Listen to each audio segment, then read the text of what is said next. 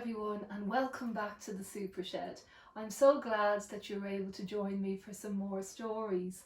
Now, before we begin, we just need to check. Has everybody been staying at home safe and playing in their houses and their back gardens? And has everybody been washing their hands? You have? Oh, that's great.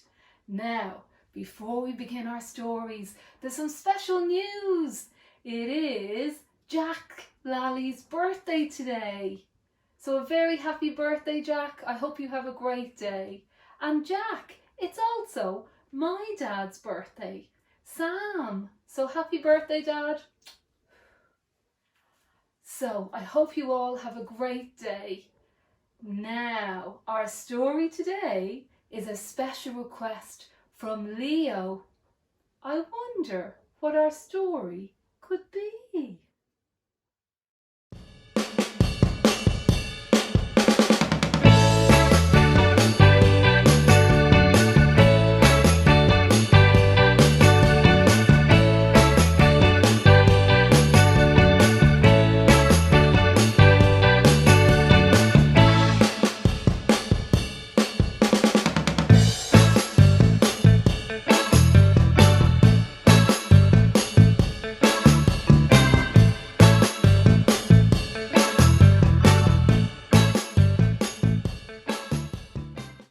Our story today, dun, dun, dun, is The Disgusting Sandwich. In a clump of trees on the edge of a park, there lived a badger. He was a very, very hungry badger, and his tummy wouldn't stop rumbling. One day, a boy came to the park, and he had a sandwich with him. It had fresh white bread and peanut butter. It was a beautiful sandwich. The boy took his sandwich to the playground. He was about to take a bite when a girl bumped into him and it fell into the sandpit. Now the fresh white bread was covered in gritty sand. Well, said the little girl, you just can't eat it now. It's disgusting. A squirrel found the sandwich and she didn't mind the sand. She carried the sandwich into a tree to share with her children. But they weren't good at sharing, and the sandwich dropped out of the tree and into a pond. Well, said the mother squirrel, we can't eat it now.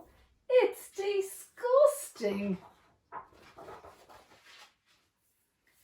A frog saw the sandwich. It was floating in some goopy green pondweed that smelled of rotten eggs. The frog didn't mind the sand and the smelly green gloop, and he pulled the sandwich out to eat it onto the path. But a boy on a scooter raced by, and he had to jump out of the way. Now the sandwich had a big black squish mark right across the middle. Well, said the frog, I can't eat it now.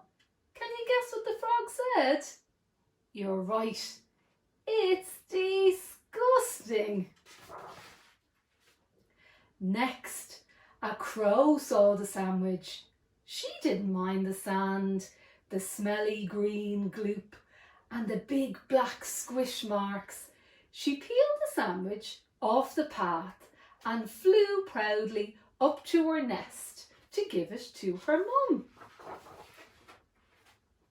But a scary flying thing frightened her, and she dropped it. She dropped the sandwich into an ant's nest, and hundreds of ants crawled all over it.